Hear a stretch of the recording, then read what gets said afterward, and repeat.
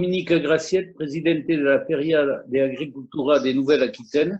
Soy Pierre Espar, subdirector de la Cámara de Agricultura de la zona de Landasa, Francia. Llamo Juan Ramón Gallego, soy ganadero de la provincia de Salamanca. Jaime Ruiz Serrano, soy ganadero de la raza blonda de Aquitania. También Vicente Sánchez, soy agricultor y ganadero español. Poseo dos explotaciones, una en la región de Extremadura y otra en la región de Salamanca. Arturo Varas, soy agricultor y ganadero de Salamanca. Bienvenue à tous, merci d'être présents à ce webinaire européen avec nos amis de Belgique en particulier, puis nos amis espagnols qui n'interviendront pas mais qui devraient écouter maintenant ou en replay. Donc je suis Christine Pécastin, la directrice d'Interco Nouvelle-Aquitaine. Donc nous sommes l'agence de coopération internationale de la région Nouvelle-Aquitaine. Nous sommes un partenaire aux côtés d'Aquitanima, du Salon et de manière plus large des professionnels tout au long de l'année, des professionnels du monde agricole pour toutes les questions de développement international.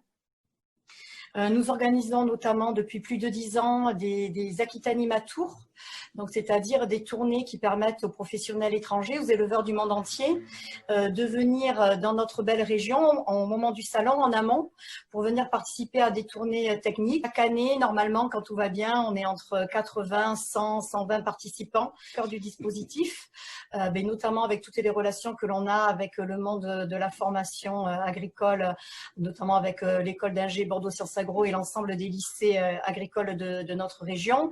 Nous avons souvent aidé à ce que certains jeunes issus de ces formations puissent partir faire des stages à l'étranger. On a eu sur la Colombie, sur le Chili et là, notamment l'Espagne. De répondre à des programmes européens et notamment le programme Erasmus. Et c'est pour ça que nous avons associé récemment nos amis belges de la Wallonie, organisé un premier échange de formation entre donc les trois pays. Ça se déroulait en Espagne, là, dans ces dates-là. Donc là, vous voyez quelques images de ce qui s'est fait l'année dernière avec les différentes visites que l'on a pu faire. L'idée de monter très rapidement ce webinaire auquel vous allez participer maintenant pour continuer le lien et avoir l'espoir de pouvoir en 2021, l'année prochaine, vous accueillir physiquement. Donc Anna, que vous voyez sur votre écran, qui est ma collègue d'Interco Nouvelle-Aquitaine, va être l'animatrice. Elle va passer, elle ouvrira les micros au fur et à mesure des interventions. Merci Christine et bonjour à tous. En fait, on va intervenir à deux voix là depuis les locaux de Bordeaux Sciences Agro. Je suis aux côtés de Régis Ribeiro-Gaillon, donc qui est président du Conservatoire des races d'Aquitaine, puisqu'on a souhaité sous ce chapeau un race bovine et démarche identitaire. Et donc un panorama national, voilà, c'est la diapo que vous avez sous les yeux. En termes de génétique, d'une forme d'évolution du progrès génétique que l'on pourrait imaginer ensuite.